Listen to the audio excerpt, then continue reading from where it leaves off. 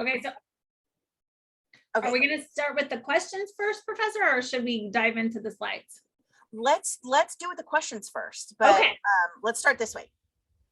Child Development 205, Chapter 4, the IEP.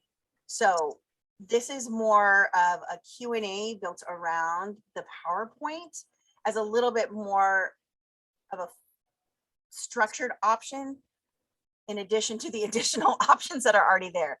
The reason we've talked about providing different pieces of this puzzle in this module, I think this is going to be like the 4th video, is that there's so many different moving parts of this, and we want to make sure people can be exposed to it in different ways. So if you see all these different PowerPoints and videos and guest speakers and things like that, you don't have to watch them all, but they do help put a clearer lens on the whole scope of the IEP. Does that make sense? Good. Okay, so we'll start off with like questions. Let's see. Let me actually, you know what? Let's stop the share and just have like chat. Let's do that. So who has questions? So we can make sure that we check them off as we go. I can just, you want me to start reading them from the discussion board? I have it up. Yeah, let's see. Well, let's give the people who are here first dibs. Yeah. I have a question. So for the IEP and the ISF or IFSP, if they're homeschooled, like what is the actual correct one to give? If the, like, of course, we trying to help the parents make sure they get the correct childcare, but do they have an extra person that helps them when they're in their house? Like that part I never got. That's a great question. Okay, do you want me to take this one? Right. Okay. We had like 3 of those questions in the discussion, and I thought this was a really good question. Okay, so I have never had this question before, but because this is the reality post-COVID, or yeah, I guess peri-COVID. Yes, peri-COVID. That's where we people have a bigger, like the option to homeschool has always been present. It hasn't in the last few years, even pre-COVID, homeschool has been coming up and getting more popular and getting more solidified and having more more intentional and trained providers. I have a friend who is a vendor who is a trained provider now, and it's a big deal. The homeschool community is a really, really big deal.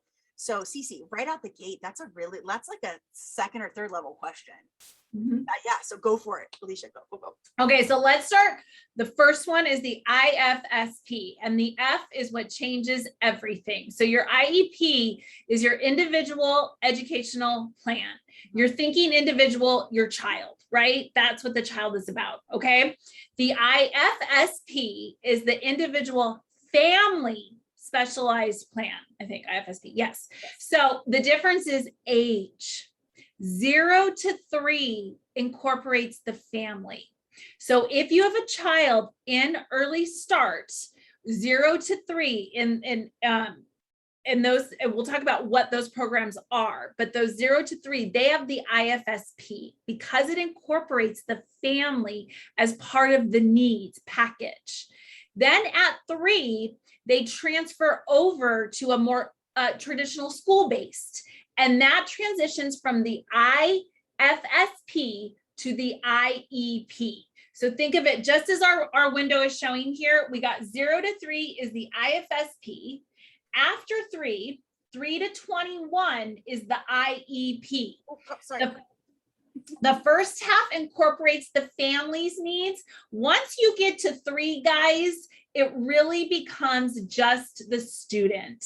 And so so that's a huge difference to know. And it's quite that line in between the 0 to 3, and then there's a little white line, and then you hit the 3 to 16 or the 3 all the way to 21. That little white line should be as big as the Grand Canyon.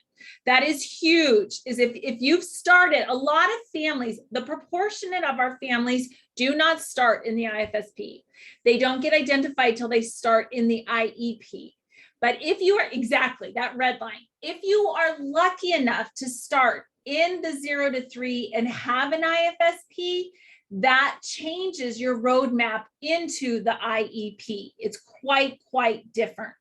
So, now, So I can, let me know if you want me to, because I had one of these with my kiddo. Yes. The only thing I wanted to add is that Cece, now if you look at homeschooling, so if you had a student who was a homeschooler, they would still be under an IEP if they were over 3. And if they were under 3, they would have an IFSP. Does that make sense? So the difference Yes. with this, the main difference is the age. Okay. And then even what about the ones that are like if they start, like it's really just about the age and not like if they start late?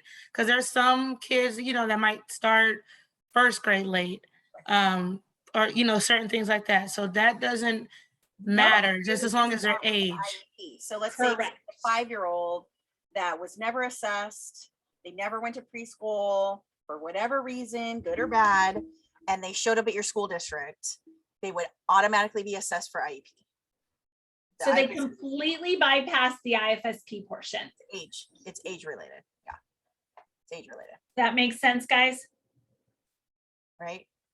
Okay. So the second part of Cece's question was getting support in the home. That is a tough one because I'm not aware as much about that, but I can tell you as a general rule, the supports go with the child. Now, I know that there are some places where the supports will be in the home for the child if they are homeschooled, but that is a tricky one. Well, I think Cece, you would have to go back to, you're looking at the least most restrictive environment and you're looking at FAPE. You're looking at what is you as the parent are going to need to present a case that the district can't provide. And then they would have to provide services in home. So where I'm thinking in this is a lot of times the medically fragile community, the significant medically fragile community that are on ventilators or that are on some kind of tubes, things that you can't easily transfer into a classroom setting.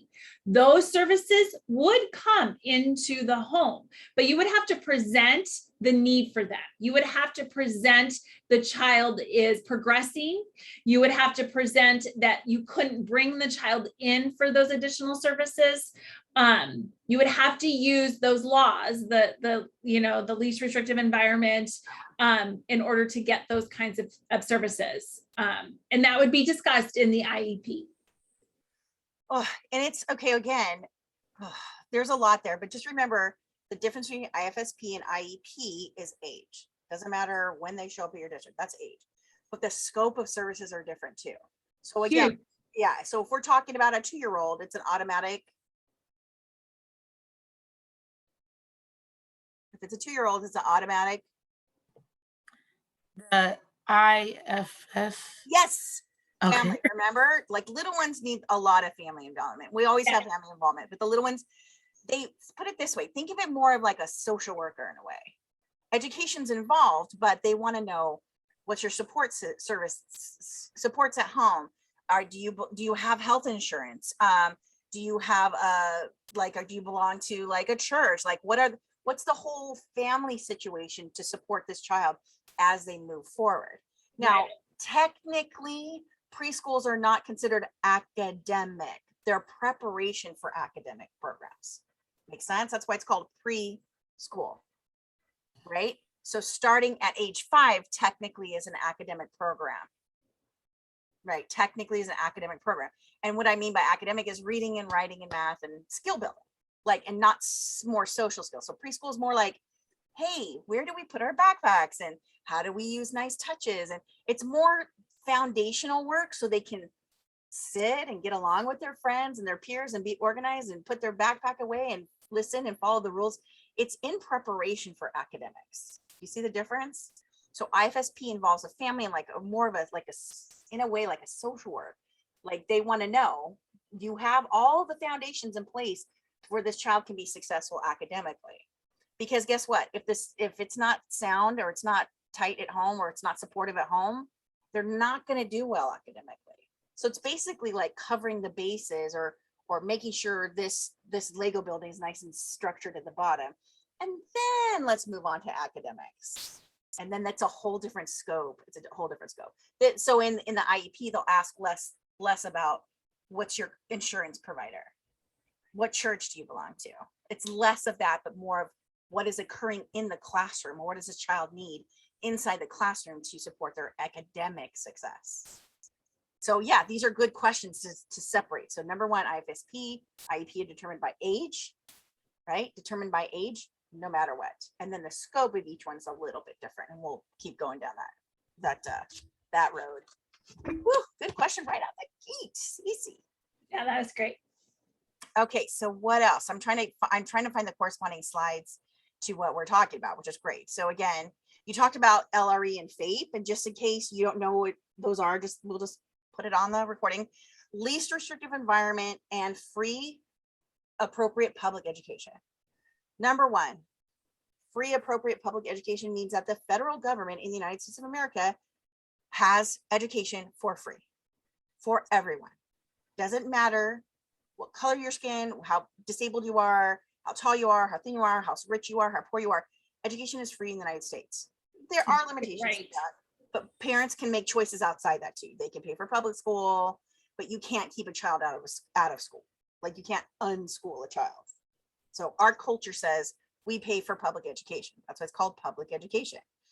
The goal here is to provide the least restrictive environment, meaning if you remember from like chapter 1 and 2, and there were some videos in the module about Willowbrook. We didn't really show those in class, but we used to institutionalize children. Oh, if you have a developmental disability, you are taken out of your home, or you were never placed in your home, and you live in a facility.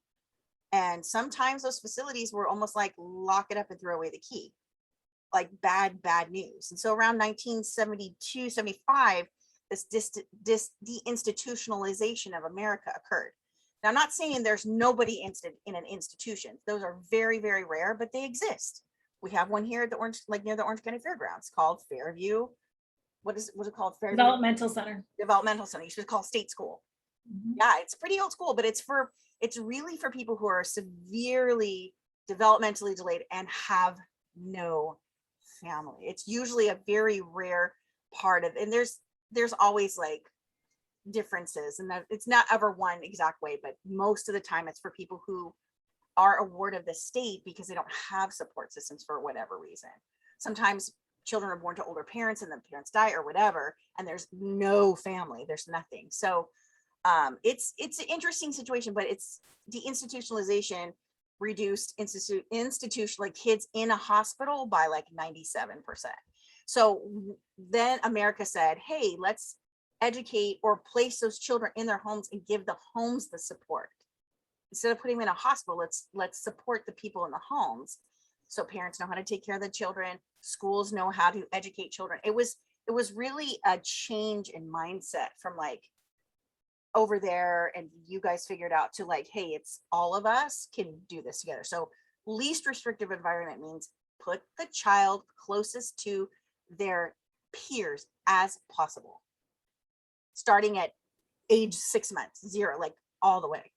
Because again, how many times have you guys, I mean, just in a very philosophical way, how many times have you learned stuff when somebody's forcing you to learn it, or you like watch a peer do it and then you learn how to do it? So that's the philosophy there. When you have a child closest to a peer, now again, even typically developed peers have good days and bad days, and strong skills and lower skills, right? So, but for the most part, if you have, let's say, a child with let's say like an intellectual disability where their IQ is just a little bit lower, why would you put them with a lot of students who maybe are struggling more, versus putting them in an environment that's the same as their peers, age appropriate peers, and then they can see, maybe this is how I do it because I'm watching my peers. And sometimes that works and sometimes it doesn't. So FAPE and LRE are constantly, that's why they have them in scales. They're constantly moving around. Because again, I had a child who was in a special preschool, but then went general ed and kindergarten all the way up to the 5th grade. Now, guess what? At the 5th grade, general education was no longer working. So his least restrictive environment first was a supported preschool, Then his least restrictive environment was a general education classroom. Then his least restrictive environment was a special day class, which was kind of like for the kids who weren't cutting it in the general education. Now from then he went to another SDC junior high school, but he was in a junior high school around a lot of other typical peers, but in a separate classroom for most of the day. And we'll talk what that looks like. But always, FAPE was always in place. Free, appropriate public education in place.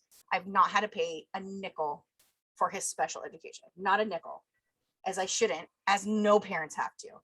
And think about it this way. If there's specialists on board your child's case, whether if it's IFSP or an IEP, the cost of that specialist is a lot more.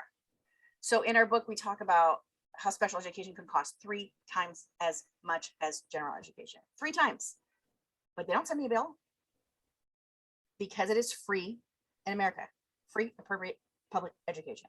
Now, if I wanted to pull them out and put them in private school, that's on me. I have to pay for that. Right? So LRE and FAPE, like you were saying, it's just, again, LRE and FAPE for an IFSP looks a certain way, and LRE and FAPE for an IEP looks a little bit different. And then as the child progresses or doesn't progress, those things change a little bit based on placement or need of the child. So my son, let's see, he's 14. He's been, I think this is his 5th school. 5th school. And we have not moved. This is not like, oh, we moved 5 times. We have not moved. And he's been in 5 different schools. I would say 3 of those would be a normal progression. So like preschool, kinder, junior. So yeah, there's like 2. Yeah, I would say there's 2 extra schools, like 1, 2. Yeah, that he didn't, I don't want to say he didn't need, but it was just part of his journey, whatever. So does that make sense? So the IFSP, the IEP, those are just kind of like, call those the contract names. The blue sheet or the pink sheet, the yellow sheet or the green sheet. Those are like the contract names. How we put all the information on one contract. So we know as adults and professionals, we are covering those bases. But I mean, if like Professor Laney, that's what they are. Like if you like the IEP and the IFSP is literally a contract between the district and the family and the individual, or in California, we use a system called the regional center system and the family. That's what they are, right? No, they're contracts. They're contracts. And it really is the district's administration or that school or, you know, that institution's administration of the federal guidelines. Mm-hmm. So if the school or the institution is not upholding the federal guidelines, that is like breaking a lease. And so then you meet every year about the contract so that you can balance out basically LRE and FAPE every single year to make sure that, because what's changing is your son. Yeah. And so every year, just to balance that out, that contract, you guys have to meet and redesign and see if you are in balance between the two. And quite frankly, I would say, you know, Gen Ed was great for him. I mean, starting in SDC preschool was perfect because it kind of gave us an idea of where we were headed. And then getting in the Gen Ed classroom also identified other pieces where he was not keeping up.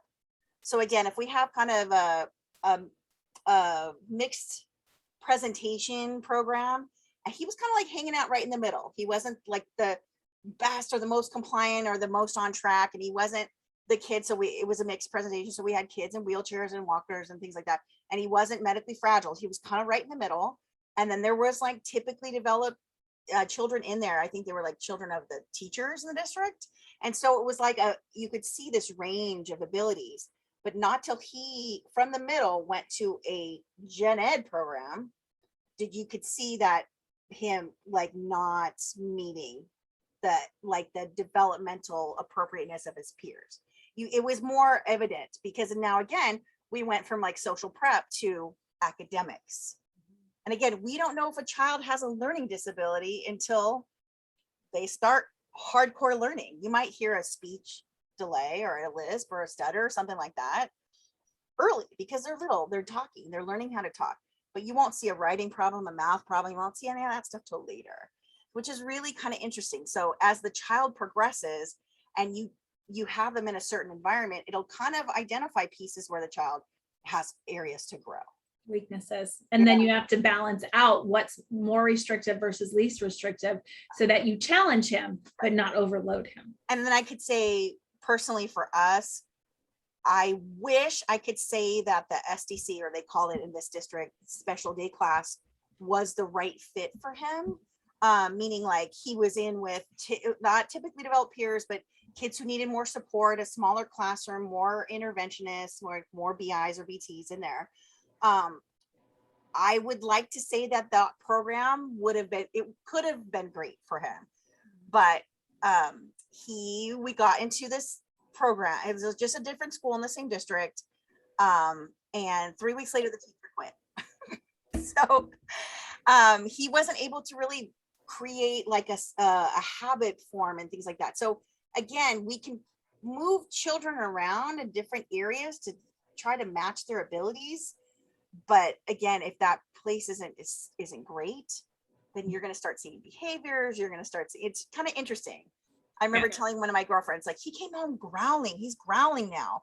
She goes, yeah, that's the downside. Like, you get him in this program where you're like, this is going to be great for him. And then they bring home a bunch of other habits. And you're like, like, Right.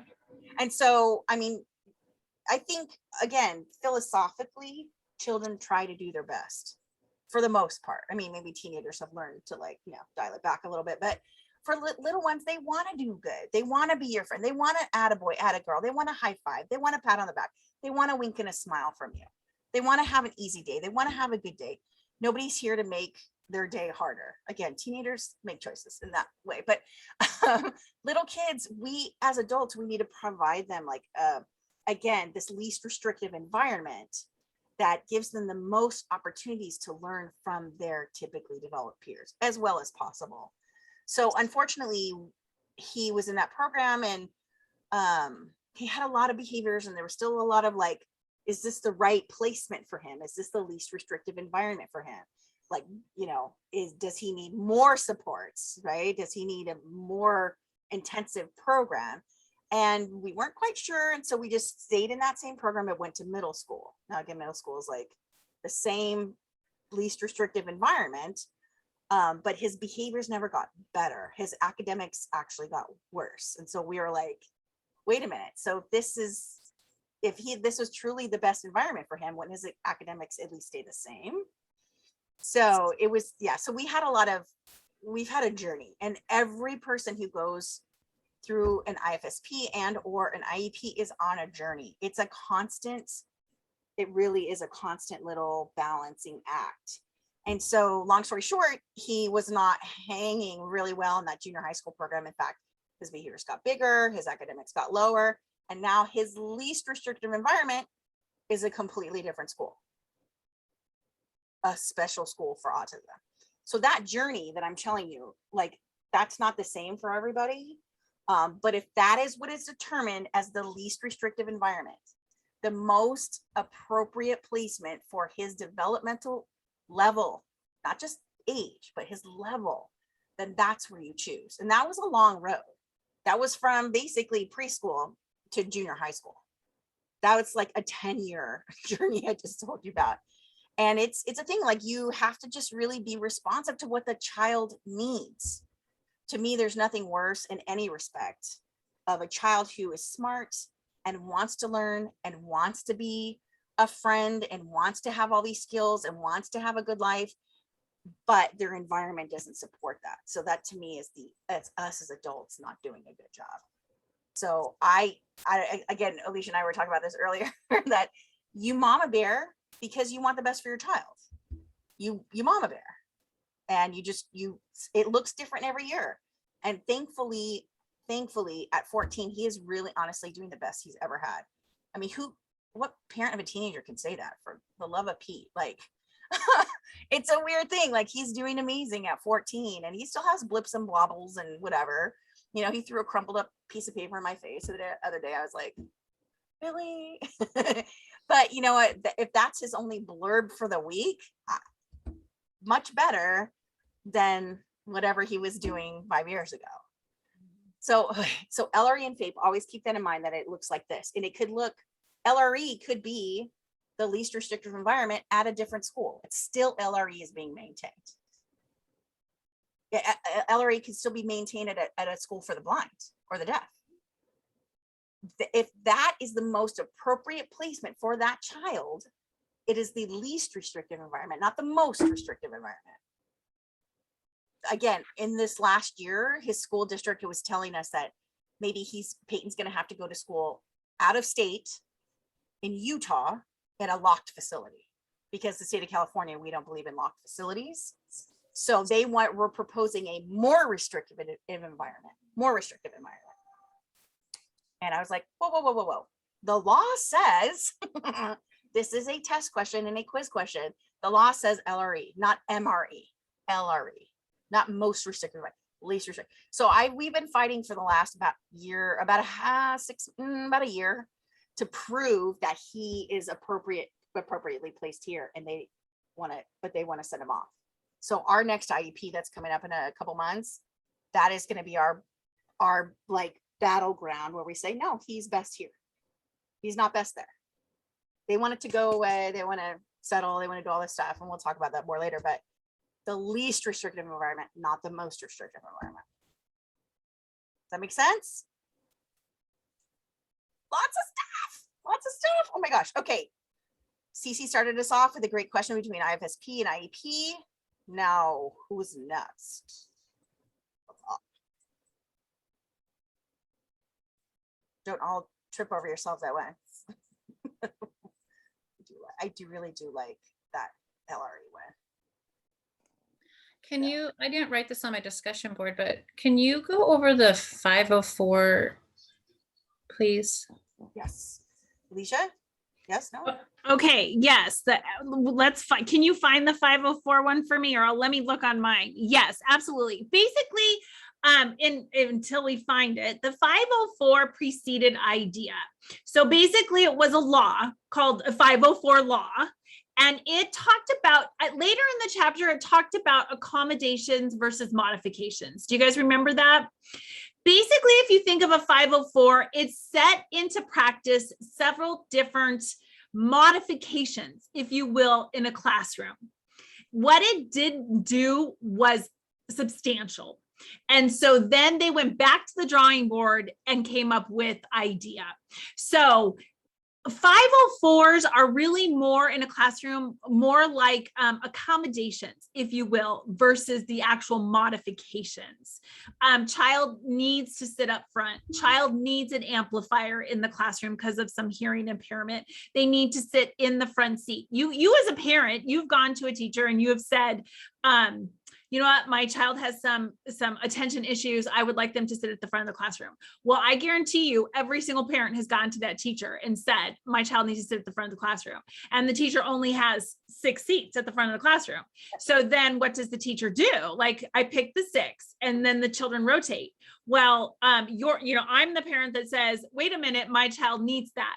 Well, your child isn't guaranteed that unless you go get a 504. A 504 is a contract, just like the IEP and the IFSP, for some minor, think of minor accommodations within the classroom or simple pullouts, nothing extraordinary. So when I went to school, I don't know about you guys, but like our reading and math was done in 3 different levels. Like you'd have the high level, the medium level, and the low level. And what they nenever called it that. They called it like circle, square, triangle, or red, blue, yellow. But basically what you're called it something else, right? We all but your teacher was dividing you by liked abilities. And so let's say you have your high and your medium, and your low group, let's say it was for reading, your low group, let's say somebody came in and took the low group to the side and specifically worked with them. That would be something out of a 504. Those would be minor adaptations or accommodations in the classroom that supported the individual. So you would typically start with a 504. Typically where a 504 starts is you have a kid and they're not doing well, and you have a student, they're just not making it. They're your kid. The parent usually comes and says, we're struggling, we're failing, what can we do? And the teacher starts, that's at that point, that's when the 504 would be the first thing. It's rare that you would go straight to the IEP unless you have an established delay, or you started with an IFSP and transferred into an IEP.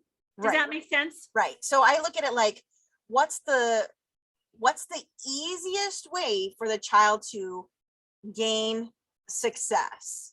In a way, it's almost like 504 was almost like just an abbreviated version. And so back in the day, it was the only version, but now Correct. we looked at the 504, that's not really cutting it. We need a lot more. And so the IEP kind of just like went extra, right? But the 504 is almost like your first line of defense, meaning, and we'll talk about actually the steps in the IEP, but the first step is always a hearing and eye check. Mhm. So if you have a child who's not hearing very well or can't see the board, the accommodations on a 504 that says, hey, let's get you some glasses, maybe some hearing devices, and sit you towards the front and give you large print text. Guess what? If they start meeting their peers or their developmental appropriateness in terms of their academic achievement, you don't need an IEP. You start with the 504 to kind of see if can we do what we're going to do with that? Is that going to be enough supports to provide success? If the answer is yes, you can stop there. Right. So That's another what you analogy I say is like if you were a car mechanic and somebody came in and brought you a car with a flat tire, would you open the hood and start tinkering around? No, you would like replace the tire or patch it. And then if the car was good, then the car is done, right? You don't have to do this big shebang if you can see like a tool, an accommodation, right? Or a modification that actually creates that success. Because really, typically, this is really in an environment, these are the least amount of supports to get the greatest amount of success. And this is where you want to start. Here's another analogy. If you're in the kitchen, if you're a cook or you're a baker and you make something and you're cooking something and you're like tasting it all the way through and you're like, that's not right. I need to put a little bit more garlic, a little bit more salt. And then you taste it, you're like, oh, that's pretty good. Do you keep going with the extra stuff? No, you stop.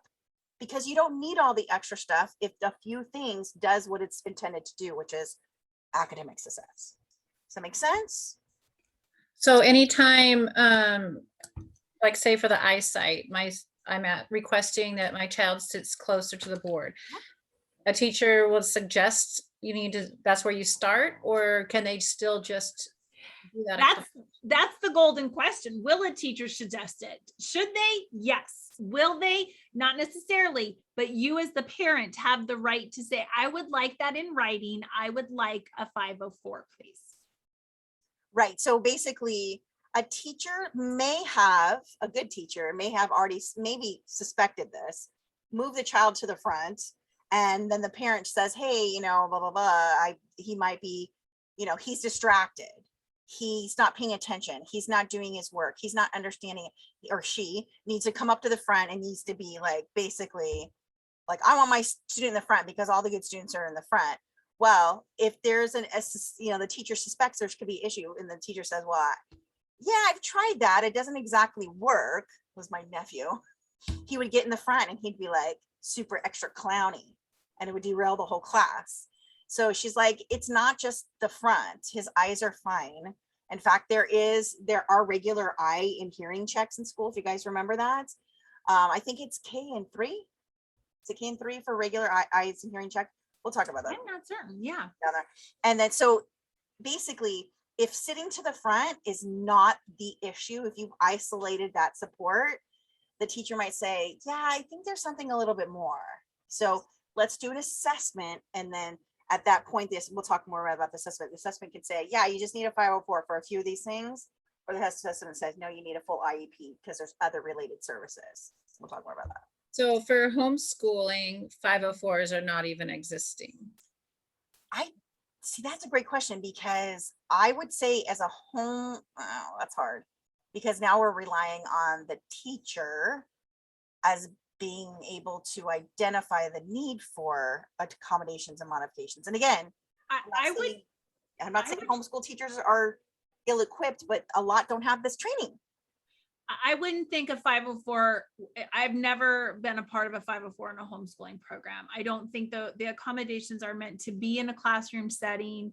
And there's not a huge amount of funding that goes into 504s. If you are in a homeschool, the whole purpose of homeschooling is to modify, it is to individualize. So you've already completed the best 504 you're ever going to complete. And That might so, be this student, I believe my student needs one-on-one attention. Well, homeschooling is right, like most you've likely done it, one-on-one you've fixed attention. it. Yeah. Yeah. So I can't see why, unless I were to hear like something, I just don't know. It would have to go straight to an IEP. Yeah, because like that, the IEP kind of kicks in like, okay, we need a lot more spices in this soup. Yes, yes. Does that make sense? Jenny, are you getting your answers? Because I don't want to get too nebulous. I Yeah. have, I'm sorry. I have a quick question. So with the 504, it like, for instance, my sister, she's adopted. And so for kids who are in the transition of being in foster care or being adopted, do they automatically do a 504 because of sometimes like transitions? It's a hard time to go in transition, so they look at the behavioral side first and then, deal with the 504, or they do the IEP, or do they still have the meeting to where they decide that? Oh, okay, so that's like 3 different topics right there. All right. Number one, being in the system and coming out of the system doesn't necessarily automatically give you a 504 or an IEP ever. A child who's coming in and out of the system, will probably have a struggle. I haven't ever seen a child transition seamlessly ever. But we can't just assume they're doing poorly in school. Or in development under between 0 to 3 too. Yeah. So where would you start, Professor? So I Lenny? would say, so let's look at it this way, Cece. Usually, if a child has been identified as foster youth, that's the term, the educational term, they will kind of have like a meeting just to kind of see, it's not an assessment, it's kind of say like, okay, this child has this, and they're articulating into the school or whatever. And then they wait to see what needs support. Now, you mentioned behaviors. I would kind of assume, again, that transition piece is rough, and I mean rough behaviorally. People, young kids are like, I'm in a new place, I don't like this or whatever, and they've experienced trauma and they're trying to deal with, there's a lot of different things going on. A lot of big emotions come out of changes, right? At that point, yes, there would be a meeting. It's usually called, like, usually the teacher does a referral to us, like, so the assessment team gets together. And at that point, that's when they decide, is this going to be a 504 or an IEP? I can tell you right now, 504s are only educational accommodations and modifications. If there's any sort of behavior, automatic IEP. And then we'll talk about a behavior intervention plan. So let me pull that one up, Alicia, you can talk about that one. Okay, where's I think so. The key that I heard from Professor Lenny was the assessment. Yeah. So everything has to, in determining what the least restrictive environment is, we do that by assessment. That's our tool. And so there's standardized assessment. Those are the standardized tests that are done in comparison to same-aged peers. So if you're trying to figure out, is it typical for a 2-year-old to walk in a standardized assessment, you would be looking at what age do typical kids walk? And then you would show a deviance. Is it ahead or is it behind? So we have standardized assessments. And then we have criterion reference, where it's just, you're doing observation, indirect assessment to see what is the least restrictive environment, to see if it is a 504 or an IEP. So the assessment is where you start. Right. And again, you have to get the results of the assessment to know if you're going to 504 or an IEP. Right. So again, we don't want to put too many pieces, too many like ingredients in the soup if we don't need to. So we always think of doing the least until we get the most. Right. So again, I pulled this one up about the behavior intervention plan. So once the assessment occurs and the team says, yeah, the 504s, you know, we tried the glasses and the sitting in the front and the large print and the X, Y, and Z. And you know what, we're still seeing behaviors. So academics are coming up a little bit, but we're still seeing these big behaviors. They go, okay, so let's pull together a full IEP and see what are the other supports that we can put into place. There is another tiny little contract inside or supplemental to the IEP called the BIP, the Behavior Intervention Plan. You want to talk about a bit? So a BIP is basically when you have a child who has an IEP, there's like she says, there's the academics and the behavior. Unfortunately, they don't always go hand in hand. Right. And so when the behavior begins to affect the academics, you want to get in there. And you don't want it to do that. You want the child, just like you want the least most restrictive environment, you want the optimal, most effective behaviors. Like if you can think of it on two separate ends. Right. So you want to get behavior background in there. And so there is a group of professionals out of the psych department, typically in education, that come in and they start to assess behavior. So again, we go back to assessment. So they assess behavior and they try to determine, everybody knows this, the function of the behavior so that we can replace it before it gets too big to keep them in that classroom. We want to keep them in the least most restrictive environment, but if the behavior gets too big, we're going to have to move them. And so how do we do that? We do a BIP. And then that program plan outlines tools that the teacher or different people can use within the classroom to keep them there. It's really kind of interesting because again, like you're saying, like, so think about it. Well, what's the perfect child? Let me ask the class. What is let's say if you're envisioning a third grader in your head, or even a kindergartner in your head, what is the ideal student? Like what, if you were a teacher and you had a classroom of like perfect little angels, what would they be? What would they be? How would they be acting? What would they be doing? What would they be saying? Good listeners, participating, keeping Yes. on track.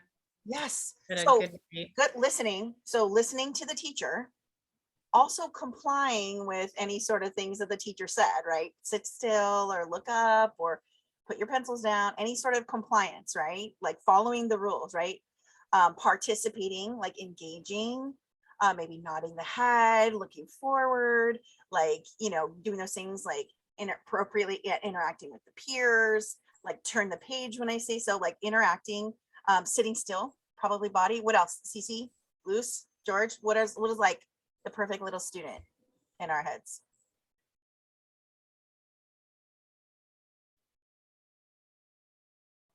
I mean, I had those in mind that she already said, so Oh, I'm not exactly sure, like, okay. what How other about things. ones who want to learn, ones who say, "Oh yes, homework, please. Yes, I'll do homework. Yes," or "I want to do my best." So Right? can I ask a question? So I worked at a school where there were second graders and he had, I'm assuming he had a BIP because he had someone with him 24/7. So would that be the BIP? Probably. Okay. As inside the BIP, there is that FBA, that functional behavior assessment. Why does this child do things? Okay, so let's say So you would pull him out if he started. well, there's different techniques on how to handle the behavior, Okay. right? Obviously, we don't want to disrupt the other learners. Trust me, I have a child who would have the class evacuated.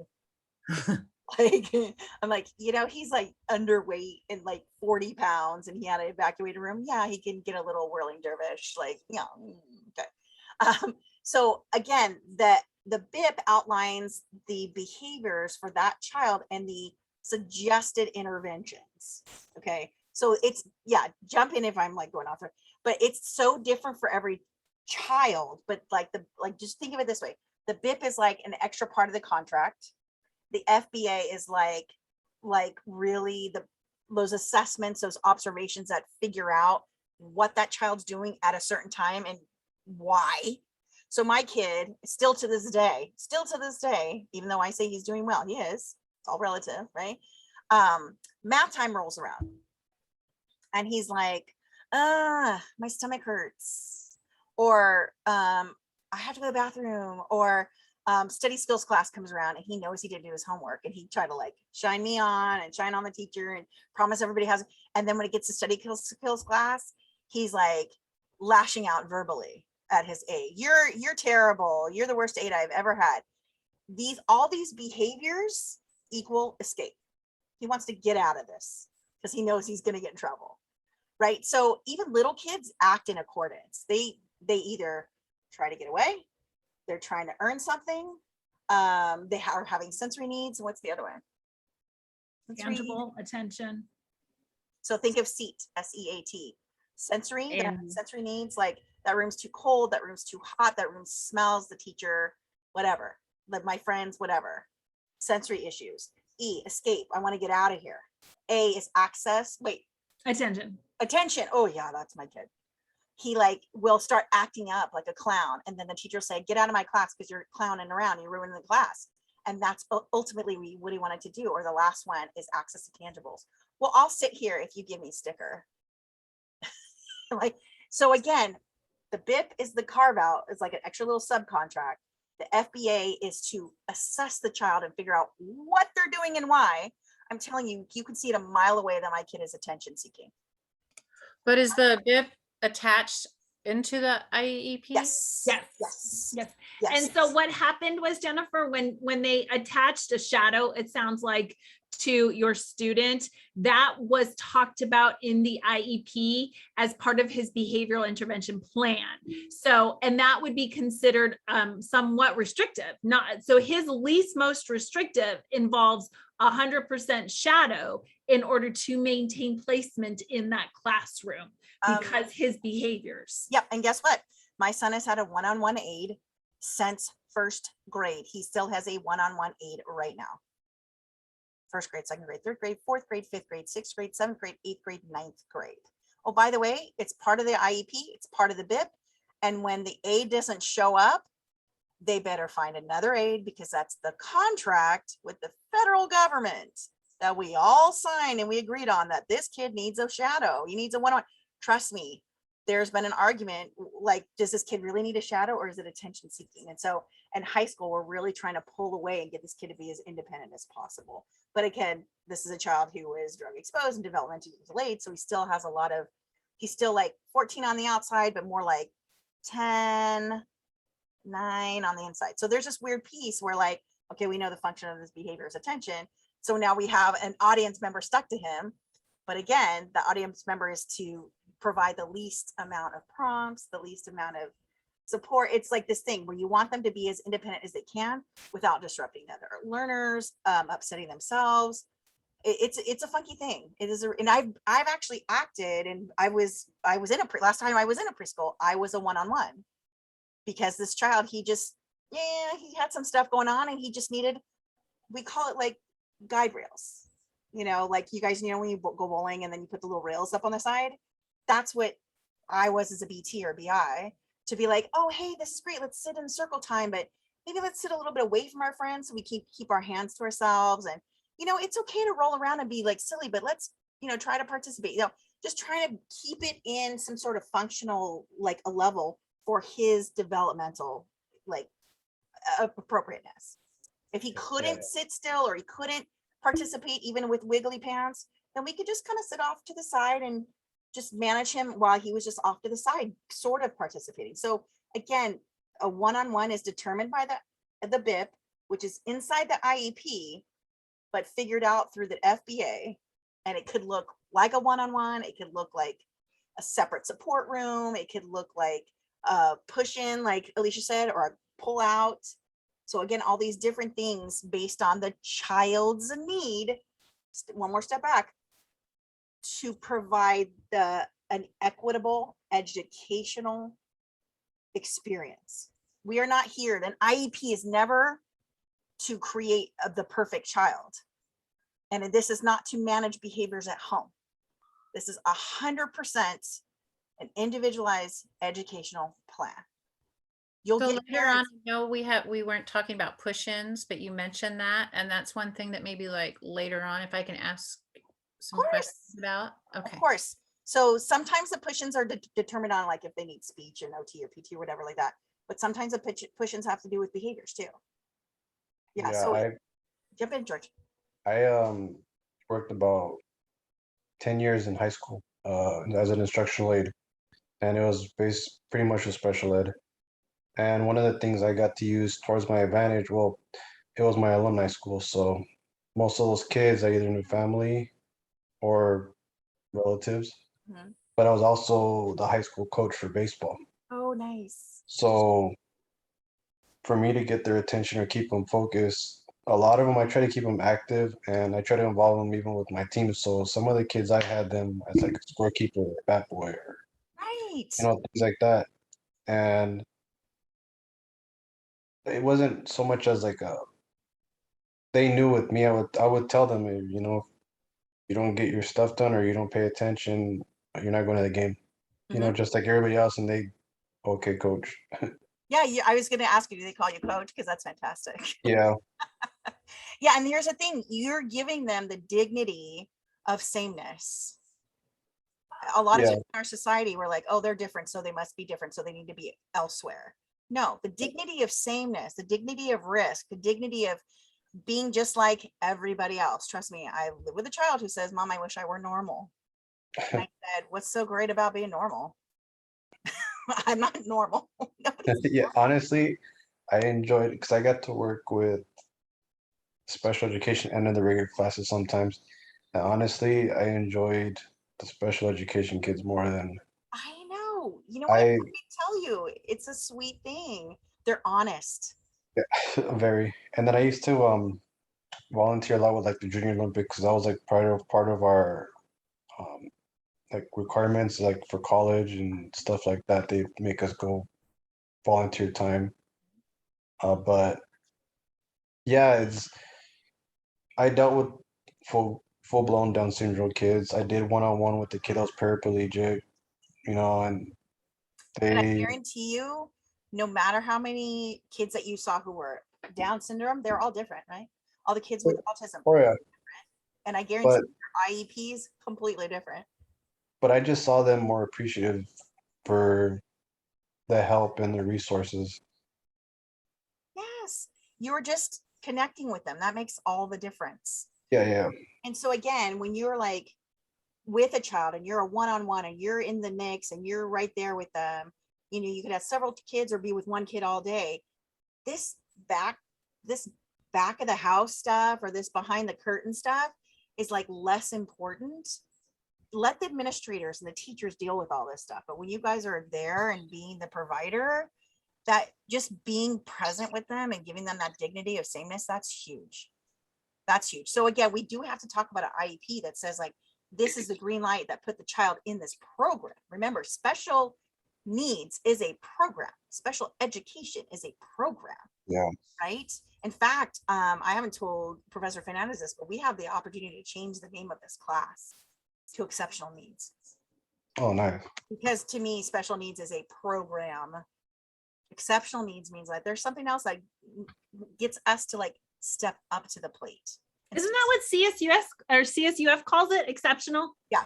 Yeah. We've been going back and forth on it. I wanted to call it special needs and inclusion because the code at the chancellor's office says special needs, but OCC calls it exceptional needs. And I'm like, okay, I'm in. I would love to say special populations, but I think that crosses over into like cultural diversity. And that's part of it, but I wanted this to be a little bit pure. So exceptional needs, I think we're going to change like 205, 206, 207 to be exceptional needs because that's what it is. Mhm. And guess what? The numbers and the programs are going up, especially because of COVID. Oh yeah. Yeah. So I mean, we love that you guys are here. We love that you guys are asking these questions. This is fantastic. It's Yeah, I mean- energizing for us. I have to tell you, after we have classes over, we're like, like excited and like giddy about it. Like you guys are amazing. Yeah, So- I mean, I have a nephew that's he has autism too, and it's very challenging for my sister, but Yeah, that's try the challenging. best with her, yeah. And it's like you said, it varies on each kid on how you get their attention and everything. Like with him, for some reason it's Morrissey. Oh, that's hilarious. I love it when the kids right now are into like 80s, especially the emo 80s. Yeah.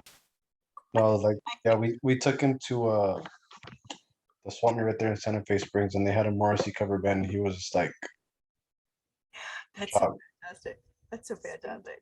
Yeah, we got to get to know what the kids like, what they're all about, and then Yeah. you utilize that because number one, that's who they are, right? Oh, yeah. Number two, if that's what they respond to, why would you use something else? You know, like I'm telling you. Okay, so great questions on the IEP, IFSP, BIP, and FBA. Well, the FBAs are fun. I really like figuring out function of behavior. I really love it.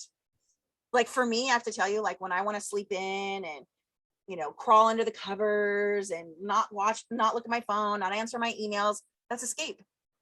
We all have functions of behavior. You don't have to be exceptional to have functions of behavior. We all have it, right? And so like we all have it. Again, to see my son who is number one attention seeking. I'm not kidding you. This is the funniest. This is how you know a child is attention seeking, especially as a teenager. He over the weekend he likes to ride his bike around the neighborhood and everybody knows him. It's a very safe environment. It's a very small little street. But he'll come back and give me the report. He's like, oh, Mr. Homer, got a new whatever, blah, blah, blah. Or, Miss Kathy got a new, it was in a car accident. Mr. Devin was, I'm like, he is like the reporter of the street. Like, yeah, Mr. Todd's working on this. It's like, oh, thank you. And they, he's only there for 30 seconds and basically doing the rounds. And then he said, I want to get strong like the guys at school because he's got like young, like his one-on-one is like a nice, healthy young man. And so he asked my husband to take him to the tire shop so he could get a big tire so he could like lift the tire and flip the tire and drag the tire.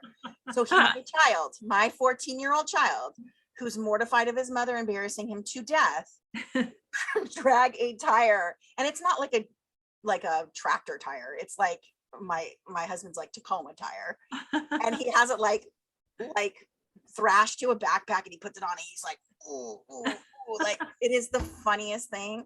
And so quite frankly, you have to feed into it a little bit, but keep it positive. Oh, I see that you're working really hard on that. I wonder how many people could see you doing that. That's really awesome. I'm glad that you're doing it. He's like, oh, yeah, I probably should go do like 3 more laps. Oh, if that's what you think you need to do, buddy, you go right ahead. Like it's pretty funny. They're peculiar, but like in a fun way, So, and again, or he's the kid who attention seeking. Also, there's a thing where that's like the bait and switch. I call it the bait and switch. I'm like, hey, did you make your bed today? He's like, I really like your earrings. I asked you a question and it doesn't matter what kind of earrings I have on. Thank you, my charming child. Did you make your bed? And same thing, they'll do it in the classroom. I've seen it do it 100,000 times in the classroom. And some teachers fall for it and some teachers don't. Guess what? When they fall for it, it gives him fuel for the fire. And I would literally say, do you think I'm going to fall for this? Because I know you're just trying to get my attention. And he goes, yeah. And I go, why would you think I'm going to fall for it? He goes, because, Miss Thompson does. Literally. Again, the honest autism. It's just gorgeous. Well, Miss Thompson falls for it. I have to have a chat with Miss Thompson. So yeah, so again, the functions of behavior are like, again, we're going down a rabbit hole. We've determined they're past the age of IFSP, they're past the service of 504. Now we're in an IEP, and then they're like, okay, there's a little bit more on the behavior thing here, so let's do a BIP, a behavior intervention plan. It's just like an extra little contract. It's usually just like 1 page. And then again, depending on environment and district and school, some of those include nonviolent intervention, meaning do parents allow for you to put safe hands on a child to restrict their movement so they don't hurt themselves or other? Yeah, then those behavior plans can get very granular on terms of how to keep that child safe, how to keep the school safe, how to because there are kids, when I say escape, they will bolt out of the classroom and bolt off the school property. And if you don't have written permission for the parents to physically corral a child, you have to let them run. And you call the resource, you call 911, you call the sheriff, whatever's on you, where there's a lot. So again, behaviors can be we really go down a rabbit hole based on what the student is presenting. Now, again, if you've worked at a state school or you've worked at a specifically developmentally delayed school, or you know, you might see bigger, more violent behaviors. My husband used to work at one when he was coming up in San Diego, and he's like, yeah, I got punched in the face. I got, you know, but these kids were nonverbal and this X, Y, and Z and drooling, and they were or like 25 years old, but they looked like they were 12. They were just like a lot more acute. So again, in the educational environment, we might not see all those behaviors, but we respond based on what we do see. Again, we give them the least amount of interventions until it settles down. Like, again, I'm not going to send my kid to Utah because he's settled down, right? If he wasn't settling down, that is the next step. It's a weird, yeah, it's, you just have to kind of meet them where they're at. And thankfully I have one who's kind of like settling out. Now, trust me, I've had medical intervention. He's on unfortunately, a lot of medications to get him here, but it's been like a two-pronged approach, an educational approach and a medical approach. Us here as talking about the IEP is only specifically for interventions for a classroom, not at home. Because you will get this in a program. You'll have parents who will say, you guys are telling me he's so great at school, but when he gets home, he's just a nightmare. He doesn't listen to us. He doesn't do anything. He's kicking the doors in. He's running away. But you're like, but he's great at school. So again, the IEP is like put into place and the IEP might be working. But there's no IEP for home. The IEP is not to solve issues at home. Now, however, that is a clue for administrators to say, what are some other supports that we can provide? Ours is opposite. Ours is like, he's doing okay at home, but when he gets to school, you're telling me he can't sit still in a chair and he's been stomping around the backyard, you know, your playground for like 4 hours. One time it was like, he was in the bathroom for a whole hour. We couldn't get him out. I was like, really? You literally cannot get an 8-year-old out of the bathroom for an hour? More emails from mom. So there's a thing where we as adults, we run the show, but we don't need to overdo it. We just need to meet them where they're at until we'll find that sweet spot of supports versus it actually is working. Yeah, trust me, you don't ever want to Are do there any families that just don't care or they're not involved at all? Oh, I'll let Professor Fernandez take that one. I've seen it. I've seen it before Oh yeah, it's hard. numerous times, and it's a struggle. And then I've also seen it on the part where the instructors, they don't really care. Their immediate response is get out. And yours, like you said, George, you were in a high school? Yes. Yeah, I agree. I'm not saying high school teachers are worse or better. I'm just saying there's a level where people do choose I'm going to teach high school because at this point it's like get on the bandwagon or get out. Like there's like a cut and dry. And there is. I mean, students drop out all the time. Last time I checked, we don't have a lot of third graders or kindergartners dropping out, you know. So there's a piece when I do have friends who are high school teachers. So like, I chose this because if they want to be here, they can be here. If they don't, they can drop out. However, at like Alicia's program, I mean, normally people know when their students are in your program, they already know there's a lot of interventions needed. Right. But I guarantee there's people in your program who you like might suggest some new stuff and they're not on. That's always the case. I think as they get older, I think Jennifer would be more of a denial of an issue. Yeah. Like we need some support, and the family, will say, I hear this a lot, like, oh, my husband was like that, or my wife didn't talk till she was 5, or so in terms of just not, and then what happens is when they don't, the teacher will attempt to start a 504, an assessment for a 504 or an IEP, and the parents don't show, they don't return calls. Or they flat out refuse. I've had parents Correct. tell me, I don't want my child assessed because it's going to go on their public record and then there'll be like X, Y, and Z. It's like, what do you mean public record? Would it ever be necessary to call in like social services depending on how severe the child was?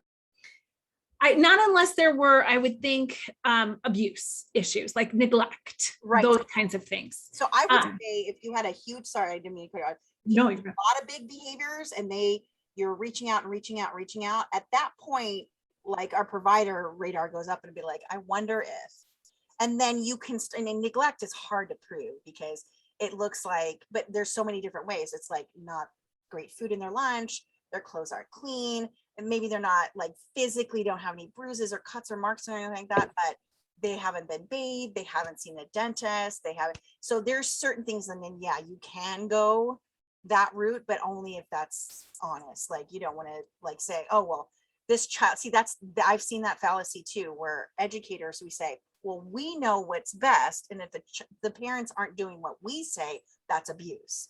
We cannot do that. That is They education. do have to agree to sign the IEP. Like you can't have one in place without them They agreeing. have to agree to the assessment before you even get to the IEP. Oh, So let's say I'm the first grade teacher and I identify that this child is X, Y, and Z Right. issues. Right, So right. I will reach out to my support, my principal, my school psychologist, somebody, and then they will send permission for assessment to the parent. The parent has to agree to assessment. So oftentimes even getting the parents to sign agreement requires multiple phone calls, requires, from multiple people, from the school psychologist, the school, principal.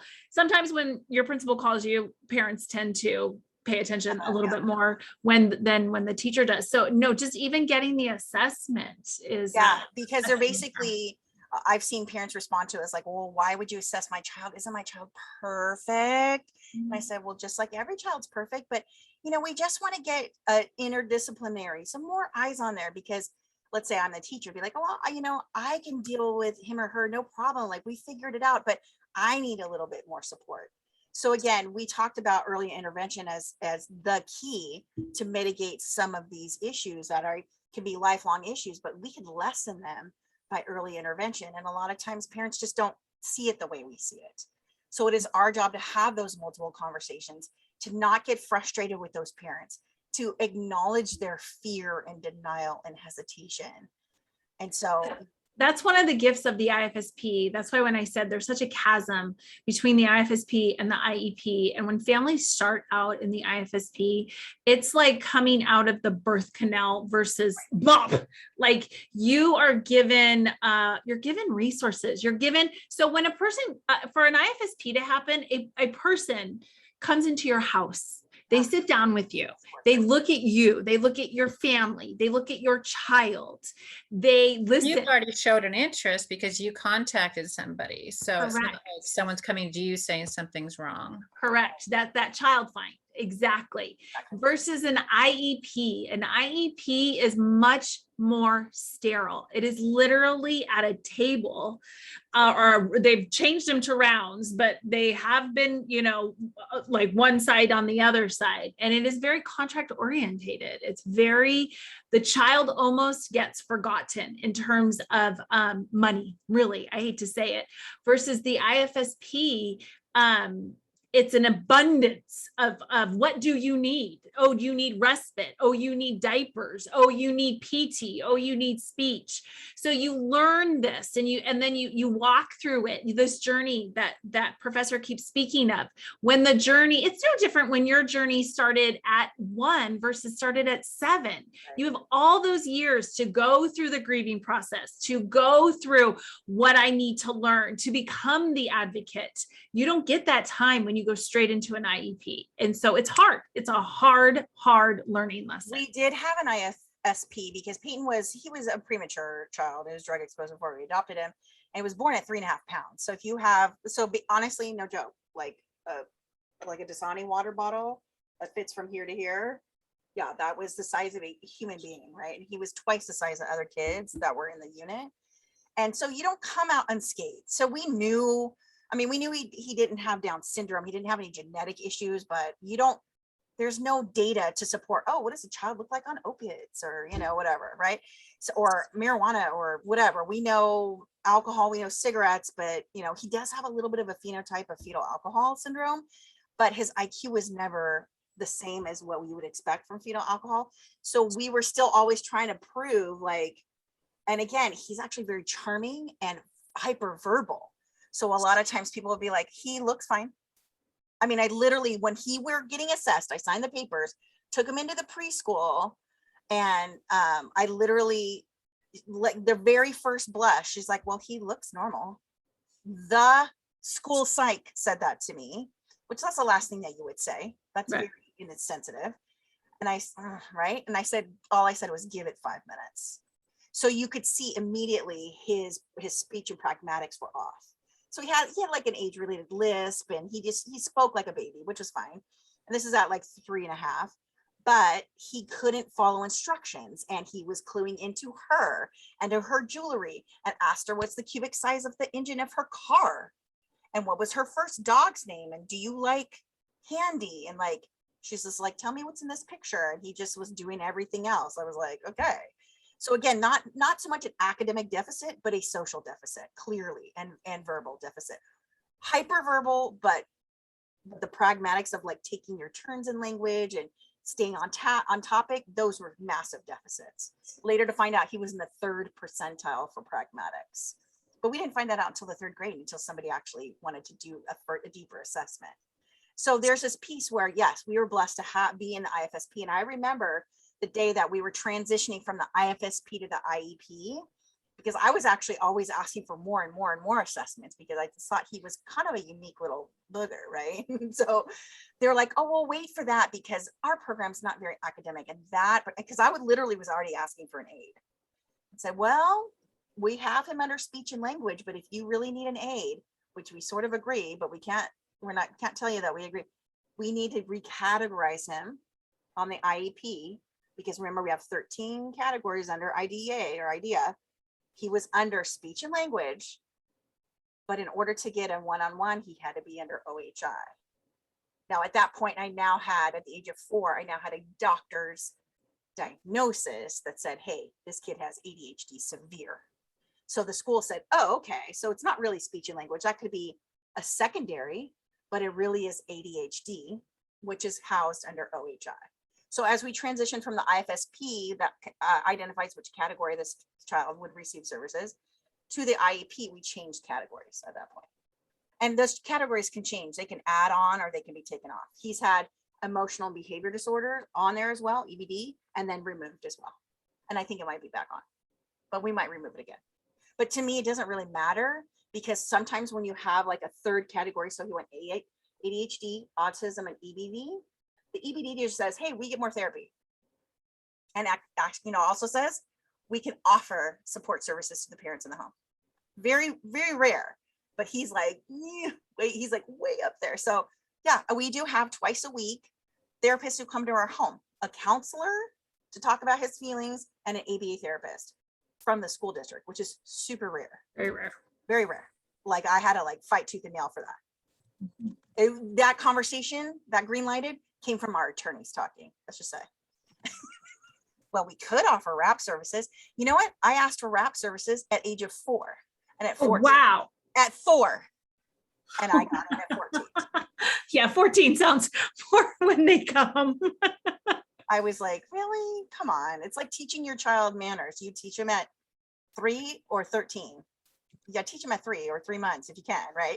So it's a lot of like early intervention is like the earlier you can get those supports in.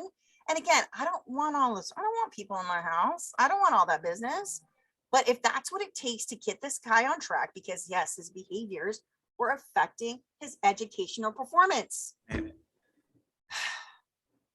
Now, again, every child's journey and every parent's journey is different. But again, getting the parents on board, getting them on a team, if they can have an IFSP, you can actually build that IFSP a little bit more robustly. And then when it transitions to the IEP, it's a less of a shocker versus when you have, now, mind you, you can have a child who is sort of typically developed and kind of in the pocket. And then when the academia starts raising, like in the 1st grade, and kinder's more rigorous now, like, so 1st grade, 2nd grade, you see kids start their performance starting to really fall off. And that's when parents like, bing, like the teacher says, hey, let's do an assessment. Let's refer to the assessment team. And the parents go, but my kid's been fine this whole time. It must be you, the teacher. You're like, well, wait a minute. The work's harder. The math is harder. Like the writing is harder. Like there's a lot more expected of the child. So you might not see the need for an IFSP. You might not see the need for an IEP until like first, second grade. Again, a lot of times girls get missed because they just kind of like socially read the room and sort of do the work kind of okay and can sit still a little bit more, like, but still have ADHD or autism. And so again, the IEP doesn't automatically show up at K or 1 or 2. I have had friends who their kids, it showed up at in actually the RAP services parent partner that I talk to weekly, kind of like a little bit of like a therapist. She said, my son wasn't assessed until the 10th grade. And now looking back at it, she's like, now I'm at Cal State Fullerton taking all these classes. Looking back at it, he was my oldest, my first kid. So I didn't know what was normal or not. This kid is so on the spectrum. We just didn't know what it looked like until the other kids came along. And then I could see his development matching the younger kids. And he didn't get identified till the 10th grade. And now he's doing great. She's like, he's out of the house. He's got a job. He's doing all this stuff. So everybody's got a different journey. There's no predictive quality when it's going to show up and what that IEP is going to look like or how the child's going to respond to that. So always remember that IEP is a living, breathing document, and it can change as often as the parents want that to change. Meaning, like, if I sign the IEP and the next day I go, you know what, I don't like that goal. You know what, I don't like the timeline of that goal. I don't like the support services. I think he needs less. I think he needs more. I can say, hey, I want another IEP meeting. 180 days in the school year, I could call 180 IEPs if everybody could align their schedules in that amount of time. Those are my rights as a parent. For IEPs and IFSPs, how long does it usually take for them to get assessed? Okay, so there are legal markers for that. So I think the first time when you put into child find, I think they have 15, I think it's, and don't quote me on this because I know it's very specific and certain days after. So once you submit a child find to the district, they have 15 days to respond to you that they received it. They have within the first 30 days to schedule an assessment. Now they can reach out to you and say, hey, can you meet on Tuesday at this time? And you could say no. Well, they did their job. So the clock kind of stops there, right? Then once the assessment is started, they have, I think, 30 days to complete it. And then within that, I think within 45 days to create the report. So there's these very tight timelines once the clock starts. The goal is to get it going as soon as possible. And I can tell you almost every step of the way, my situation in my district, they've kind of fudged the days. But I'm not here to make enemies because I know we're in a long game, right? But I could be like, you're out of compliance by 3 days. I could do that, but I'm not doing that. They're out of compliance on other things. And yeah, we'll talk about that later. So yeah, the IFSP is the same way, bound by the same laws. So they have 45 days to complete the assessment, but it's the same thing. If they call you to set it up and you can't do it, that 45, they're done. So then their 45 days they've accomplished. You just have to be careful of those dates. And when you're with an IFSP, remember that's only 3 years. So you want to be careful. That's why they only have 45 days to roll out. It's fast. And there's different laws too under the IFSP. I don't know if we need to get into the nitty gritty of this, but like, let's say you have an established delay, like Down syndrome, they call it bomb. You could just bomb yourself into services right away and not have the assessment depending upon, because it's such a small window. You only have 3 years. So if you started an IFSP at 2 years, 2 months, you're logistically only going to have 10 months of services. So you don't want to spend a month and a half on assessment if you have an established delay. Get going and then they will assess to add or subtract programming. So the IFSP is a little bit different, but the 45 days is the same. Right. So, but here's the thing, CC, to really tie up your question a little bit, the big answer is as fast as possible. The second answer is like that it depends on several different factors. So the parent says, no, I am not available at the time. And then they have a certain amount of time to then offer another meeting and another meeting. But that process can go for months. So I would say somewhere between 3 to 6 months is about from when that first child find goes in to the actual like child being in the program with the right supports and the right IFSP or IEP, like that, the contract outlined, it could take months. And so like Professor Fernandez, you just want to get it in there as fast as possible. And again, yes, with the Down syndrome, you don't have to like prove that your child's Down syndrome. Like that is something you can prove, before the child's born. And they have kind of a cluster of supports that are pretty common to most. They're intellectually disabled for the most part. And so like you can start like providing supports and then assess. That's like a kind of a good guideline there, because you kind of know what you're getting with Down syndrome. For even like when we're in still in COVID protocol in certain counties, does it take longer because there's a lot of students that are like either hybrid or virtual, or is it still the same amount? Like, do we see an increase? The law has not changed. We talked about this 2 minutes before we got on here. The law has not changed. That document has been abused during COVID 1,000 different ways. Everything that an IEP or an IFSP was set to do was not done during COVID. It couldn't be, because the regular free and appropriate education that you were getting as a gen ed wasn't happening. So neither is special ed. Yeah. So COVID was a massive monkey wrench in the entire educational system in every state, at every level, at every ability. And so I was saying to Freshman Fernandez beforehand, his assessment team, I still kind of like in contact with some of the former assessment professionals. And they said, yeah, we have 180 school days, but I have 150 IEPs to participate in. And they have to be, the assessment has to be like, I have to look at them now, whether it's through Zoom or face-to-face. And there was times where school districts were not even doing Zoom.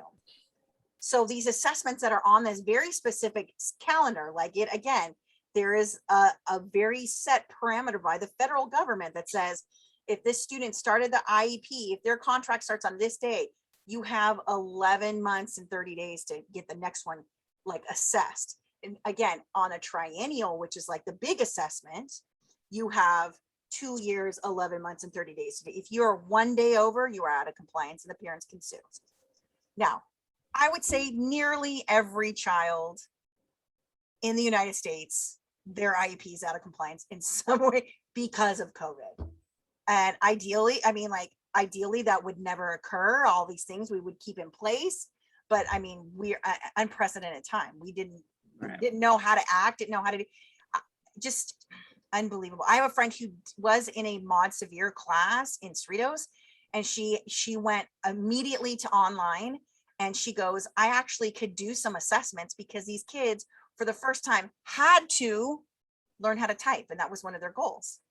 And so now I could check in their chat room when they're typing to their friends, that was one of their goals, because if they don't have functional verbal communication, if typing was a goal, I could now measure it. So there were some ways to get around it, but no, Cece, the law didn't change because of COVID. COVID just made everything.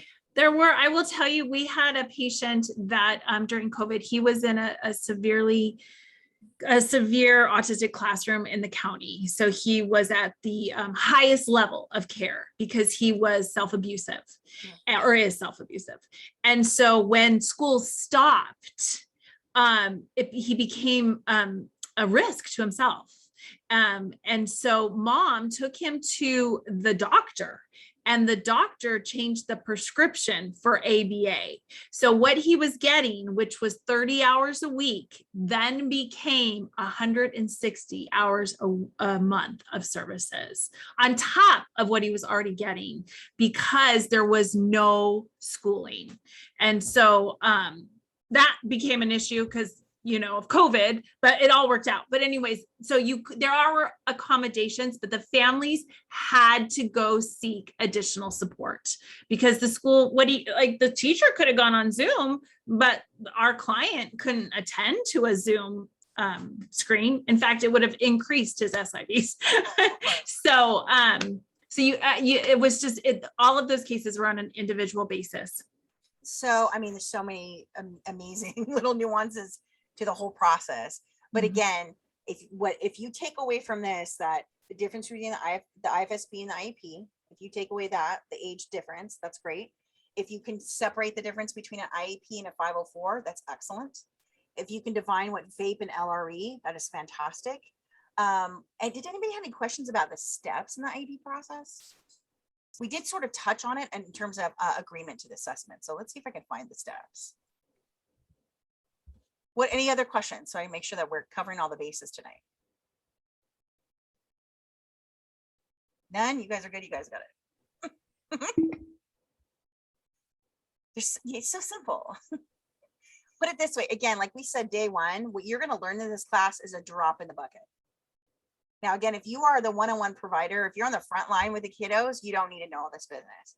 But if you're an administrator or a teacher, you need to know that you are participating in what is outlined in their IEP, like their goals. Like, again, if my child, they set a goal, and I giggle about it because it took almost 10 years to achieve this goal. They set a goal, and for kindergarten, for him to be able to attend to a conversation with 3 turns. So you say something, I say something, you say something, I think, so like 3 and 3, that he could attend to that, you know, with 80% of the time, which is a pretty standard goal. I was like, well, I don't know what you guys are doing, because he's not gonna be able to do that. And they said, well, we always shoot for excellence. And I was like, okay. Anyways, they revamped that goal, revamped that goal until I think 7th grade, he was able to stick on topic like that. Was it? So again, let me find this. Let me find the steps here. I think it's slide 26. Okay, yeah, I'm like way down in the weeds. There we go. Beautiful. Thank you. Again, beautiful, beautiful, beautiful PowerPoint. Thank you. Okay, so the steps in the process, again, we sort of mentioned this earlier. I'm kind of making it bigger to make it. We kind of mentioned this earlier, because first of all, hold on, let me make it better. And it's a little bit hard. So first, let me get the controls. Good. This is important. This one. Okay, good. All right. We have the pre-referral. Okay. Again, this has to do with the teacher identifying maybe something's there. Maybe something's there. Again, we talked about the multi-tiered systems of support. If again, you've done the interventions, the secondary and the tertiary interventions, and this child still isn't grabbing it, again, usually it's in the core subjects like English, math, but it could be in anything. If you've done your due diligence with Fidelity and you've done your levels of multi-tiered supports, then you're like, okay, we might need something else. And again, the pre-referral has to do with just saying, man, there's something there. Okay. And then the referral is where we actually refer. This is where you would talk to the parents and say, I'd like to refer the students for like specialized testing. Right. And this is where you get a green light or not. Right. If there's no green light from the parents, you don't go for it. You're not legally allowed to. Right. Think about it. Like, would you want to be tested without your parents' permission? Would you want your children to be tested without your permission? It's that sort of thing. Right. It's privacy. And it's the dignity of, you know, people just, if there's 1,000 reasons why people don't like doing that. Then again, the evaluation team gets together and says, okay, so again, first starts with the nurse, eyes and ears. Again, if we've identified that this child needs glasses or hearing aids and that could solve the problem, then that's a huge clue, right? They make their recommendation. Then the whole team, everybody does their assessment. It could be PT, OT, speech, anything. And then the team gets together and says, okay, I've seen this. This child looks like they may be eligible, right? Again, this is after the parents green lighted it. So then the whole team, then they develop the IEP and they say like, okay, I think this child would work best if the speech teacher came into the class, or they got pulled out to go to OTPT. Now, again, it's less disruptive to do a push-in, but sometimes it's distracting for other students. So you have to really kind of figure out that environment, right? When a child has to pull out, they have to literally walk to another office, literally back, and that could be disruptive for the child. Again, the educational system talks about minutes of instruction, not hours and days, minutes. So again, if you have the push-in, it's just more efficient, but again, doesn't always work that way. Then we figure out, hey, this could work, this could work, but it has to determine eligibility. We can't say Sarah just wants like extra like support. So let's just give Sarah extra support. No, there has to be a deficit that needs support. We don't do extra 504s or IEPs for fun. We don't need to do it. We're not going to do it. So again, eligibility could be a 504 based on this category. I have an IDEA, the 13 categories, or it could be an IEP based on which eligibility category. Now, again, it could be one category, 2, 3, could be multiple. Again, a child with Down syndrome would be sometimes under intellectual disabilities, but 60% of them have speech delays and speech issues. There's another large portion of the Down syndrome community that has medical fragility. So you could have a student with 3 different categories, and whatever one is first is usually kind of like the main, but it doesn't really spread out like that. It's not a billing code. It just gives us an idea of where we go, where we're supporting. Are we supporting this child with their speech so they can have a proper academic experience? Or are we supporting this child with their learning, their ID, their intellectual disability, so that they may have an educational experience? Or is it their medical issues? We have to support them in their medical issues so they can have a proper educational opportunity. And then again, the details that come out of that IEP is like, are they seeing a speech? Are they seeing coach once a week or twice a week, once a month, that kind of stuff, right? And then implementation. We literally tell the parents, this is the date that the IEP is going to start. And the answer is as quick as possible. So if I'm in an IEP right now on a Thursday, they're going to say usually by like next week, I think they have like, is it 10 days or 14 days to actually implement it? It's something real quick. It'd be like, okay, so we're going to go ahead and implement this on Monday. And the parents have to sign for that. And if they don't implement it on Monday, they're out of compliance. So there's a thing where they can't do it too late. They're not going to do it too early if they don't have the people in place, right? Again, a lot of different districts have different supports and different resources. And then an annual review. We kind of check in once a year. Are these goals still really good? If he met the goal, why are we still working on it? If he hasn't met the goal, let's maybe reset the markers a little bit, right? And then the reevaluation is really more of we call it the triennial. It happens every 3 years. Think of it as like your lease agreement for your apartment or your house. Let's say you're leasing every 3 years, your lease is up and we have to revamp it. Now, again, if your child has met the goals, why are you still working on the goals? Here's the clincher. IEPs can disappear if the child has met all of their goals and they are performing academically at age or developmental level. They don't need any more supports, or they might even go from an IEP to a 504 because they just need extra time on a test. They just need quiet studies, and that's been working for them these last year or 2 or 3. So you can have students who come off of an IEP go to 504. So this is not like, do they give them time to like see that it's actually yes. Like an abrupt stop is just going to make this all worse, right? So nobody wants to reinvent the wheel, because guess what?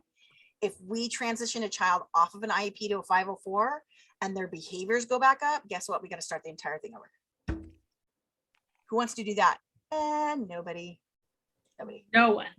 They would rather keep a child on an IEP and kind of lessen the supports. Maybe they need less speech. Maybe they need less OT. They just lessen the supports. And then only if it's safe and feasible will they put them back to a 504. Yeah. And so this whole cycle basically repeats itself every 3 years. And trust me, you want to do that. I'm on a triennial this fall. Yeah. I think we have to do it by December 30th. Yeah, it's going to be a big one. And sometimes the triennials are 3 hours with 9 people at the table with a master's degree or higher. It's an expensive meeting. It's quite an emotional ordeal for most families. Oh, yeah. And I can tell you as a parent, it starts off with all the demographics, like the child's this age and this is where you live and blah, blah. And then it has a little blurb and it's nice. It just starts kind of nice and says like, the student came to us, and it gives you like a quick little history. And I tell you what, it's like a stab in the heart. It's not horrible, but yeah, I have to relive the fact that my child was born with drugs in his system. And he was this big in a NICU for 6 weeks. So yeah, I have to relive that. And I have to relive every teacher who ignored me, blew me off, or patted him on his head, or ignored him and blew him off. It's like, you know, it's like a nice thing. It's like, oh, this is the demographics. Yes, we live in the same house. We're married. This is his deal. He was adopted. He is as healthy as an ox. And then the next person, like, and there are some behaviors. He has a history of behavior, blah, blah, blah. Yeah, but it goes through the eye. It says these are his eye results by eye, but there's his ear results by ear. Like, I mean, it's very, very granular. And then they basically have this person who assessed him, tell me the results. And this person who assessed him, tell me the results. This person who assessed him and tell me the results. This person assessed, I mean, it's like, oh, like signing loan documents in the DMV while you're getting a root canal. But other than that, it's fine. And not even talking about the fact that I have full command of the English language. A lot of parents don't. Right. And there's jargon and gobbledygook. And yes, legally, the school district has to provide a translator, not an interpreter. A translator is word for word. An interpreter will say what these words mean. They don't get an interpreter, they get a translator. And FYI, it's illegal to say, oh, can you just bring a family member in, or your other sibling can just translate? Nope. That is a tool that is provided from the school district. And that's kind of foibled a few times here and there. It's hard. Or they'll ask like the secretary, can you come in and translate? And the secretary is like, this family's getting railroaded and is not allowed to say anything other than the words that are said. It's hard. It's really hard. So there's a lot. So it's pretty heart-wrenching. I mean, like, my thing is like, okay, let's get to it. Where the assessment has his ears changed, his eyes changed. Yeah, I've seen those behaviors. I know he hates math. Let's go. What are we doing? What could work? What could help? How can we support this child? And I say this child because I believe that he's a child of the universe, not just mine, right? He's adopted. So he came from elsewhere. I just happen to be his mother now. So, and that's the same way how we should treat all children. It's hard to separate what you know as a professional and what you know is the law versus, you know, what's the best for the child and making sure that the equity exists. It's hard. It's hard.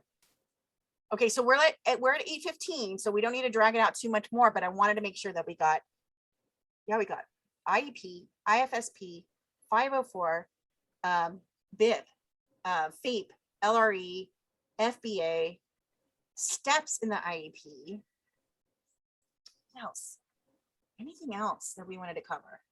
If you guys literally want to see Peyton, he's in the video, in the module where it says like, here, I'm going through the chapter and my son's IEP. Not only do I show you his IEP side by side, but he jumps in about one hour 21 in. And Jennifer, you can see that our dogs look very similar. So yeah, I was like, I want to give you guys the most heads up, but again, don't let this scare you off, because as a provider, especially if you're a one-on-one, this stuff doesn't matter other than, hey, this kid's goal is to listen, or this kid's goal is to not interrupt. This kid's goal is compliance. We're trying to get this child to be more verbal, be less verbal. Like you're the nuts and bolts person if you're the one-on-one, right? Or if you're classroom aide. Yeah.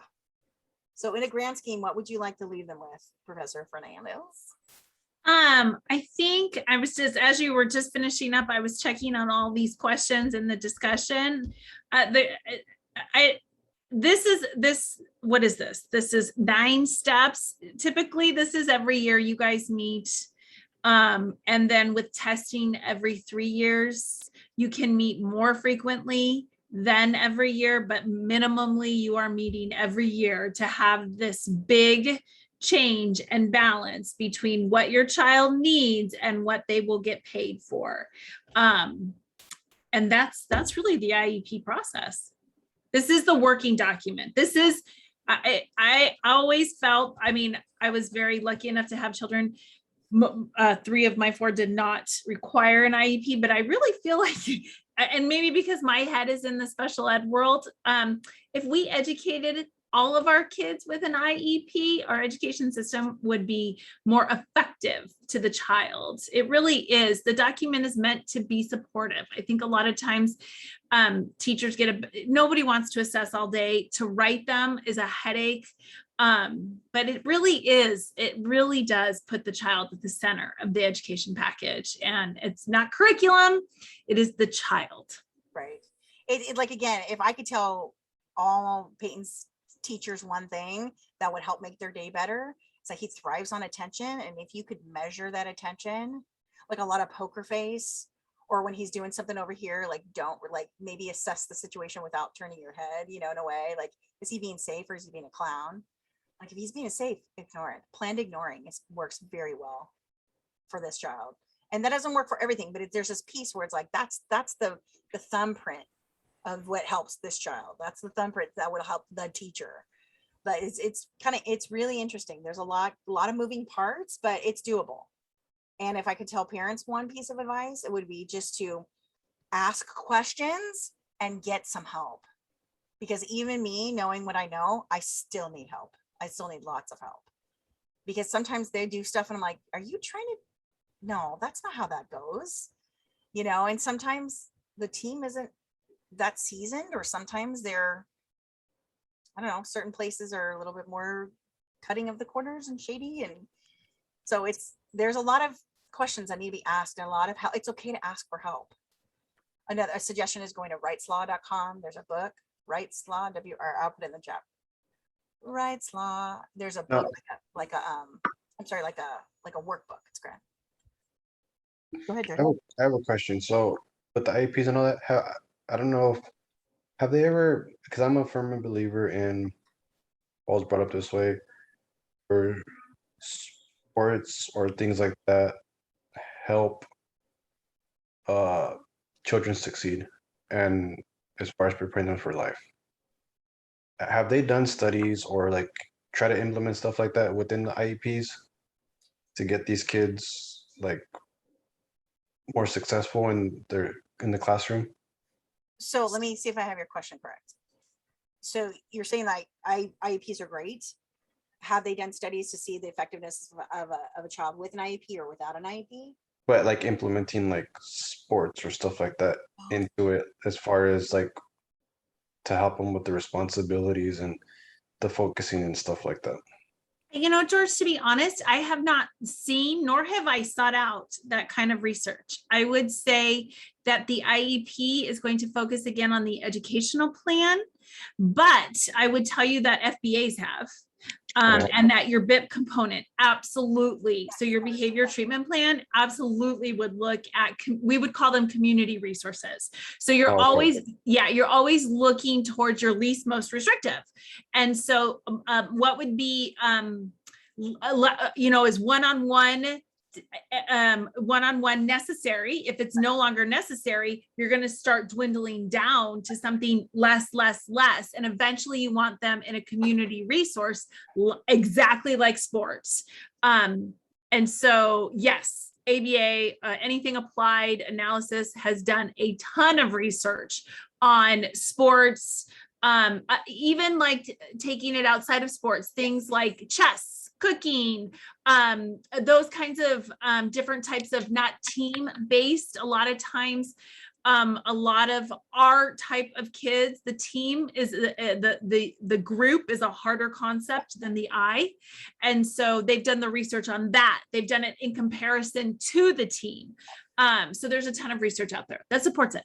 Yeah, some of our supports, and I'm not sure if they are attached to the BIP. I think they were, but my son actually does really better when he's outdoors. He's got such a sensory thing that putting him in a room, he would be the kid who would walk in and say the lights are too loud. And whether that meant bright or he was hearing the buzzing, it was either one or both. And so doing some of his carve out of one-on-one, especially if he was not managing in the classroom, he could sit at like the lunch table, he could be outside, he could walk the backboards, he could bounce a ball. Like sometimes he would just do freezes or whatever, like while he was being very kinesthetic, because ADHD and their dopamine and their like all that stuff, he has to move.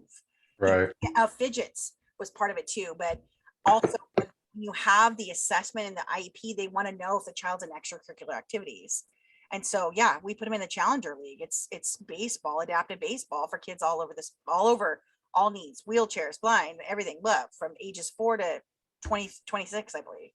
And so, yeah, I mean, the physical component is huge, huge, but it doesn't, there's not a piece of the IEP that says, how do we support his physical fitness? How do we Right. support their physical education? You can utilize physical education to support classroom learning. If you can prove that link's supportive, especially if you were like a one-on-one and they might know that, oh, well, coach is here. Well, we could, he could lift weight. Honestly, my kid pulling a tire and lifting weights, he gets like calm after you see it. Yeah, well, that's kind of how I meant it. Like how you were saying, because like one thing I used to do with some of the kids is we would be in the classroom as I'm kind of like doing lectures. I would toss the ball back and forth to them, and that would kind of do the whole, I guess, like you said, it would keep them occupied in the sense that they saw the ball, but they were still listening to me. And you know what? It uses both sides of the brain, which keeps the brain more active, which is fantastic. The very first time I worked with somebody with autism, she was working on like a paint by number thing. And I was like, she never looked at me once, but man, when she was working on the thing, she could have a very intense conversation. And so that was my first foray. It was a child who was at a state school, who aged out of a state school. And she was like, bing, all of a sudden I'm at county mental health. And I was like, she has autism. She's not, it was just interesting. But yeah, again, keeping the body active keeps the brain active. And so as like for you, like I would just keep going down the road of adaptive PE, because we need people, especially men in education. Yeah, I know that. I know that Yeah. it's very hard, especially special education, to get men. I'm telling you right now, I mean, that was part of the reason I did agree to the wrap services that comes into our home. I said, I will only agree to it if it's young men. Quite frankly, he sees every other woman, every other teacher as another mommy. And he tries to work that angle a little bit. And plus, a teenager needs to have another guy in there, not Right. daddy, but like another guy. So men in education, keep going and do where you fit. Like if you're the part-time coach and part-time like BT, that's fantastic. Keep doing You that. know what? I didn't even think about it. I didn't even think about doing that. Yes. Come on, we need, and right now we're gonna have more kids Yeah, identifying who need the physical exertion. And it's not like that can, again, it's not an IEP issue, but there's always going to be kids. And by the way, there's special schools who need PE coaches. yeah, I know. My whole thing was special ed teacher, coach, but I don't know why I didn't think about that part, the whole adaptive. Look into it. Go for it, man.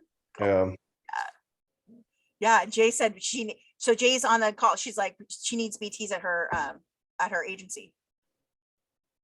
she what?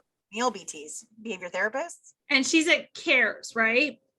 It's a cares Are you still there? card. Card. Thank you. Card. Can you put your email again in the chat? Yeah. We'll go ahead and put it He's in. a trainer, scheduler, provider. That's fantastic. Yeah, all of the above.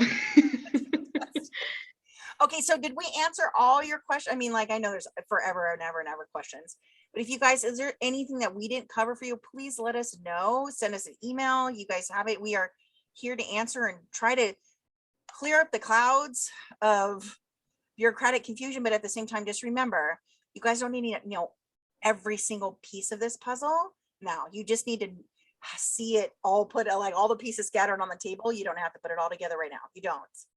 This If is you have an opportunity, and because I know some of you are in the business, some of you are at school, some of you are in homes working with individual clients. If you have the opportunity to sit in on an IEP or an IFSP, I would take it. I would absolutely take it. even if you can. So if you know of a family member or a friend who's having an IEP, any parent can invite any single person they want to. I could invite clergy. I could invite a neighbor. I could invite another teacher. I could invite, but there's a paper that says like, we're going to have this meeting, and it says, who else are you inviting? It's that sort of thing. You just have to tell them ahead of time, So Jay put her email in there. It says JK5237 at cardclinics.com. Nice. Wonderful. Okay. Thank So you, we covered a lot. So any other dingling questions that we can answer for you? 8:30. I think this is our good settling time. 6:30 to 8:30, 2 solid. Good, questions? Again, it is our super fantastic time. Like you even met before, we would meet before class and we're like, oh, the IEP, it's so, oh, there's so much and it's so granular, it's so boring and it's so, but it is really the nuts and bolts before if there's no IEP or 504 or IFSP in place, you're not treating the child. You'll Right. never, it's a no, it's a stop.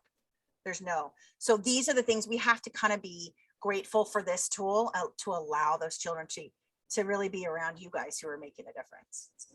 That's the silver lining. Good. Okay. Thank you, guys. I know, it's so fantastic. And thank you, Professor Fernandez, again for the Thank awesome IP. I'm going to post the recording tonight and post the PowerPoint tonight. I do it before I leave the house. I mean, before I leave the office.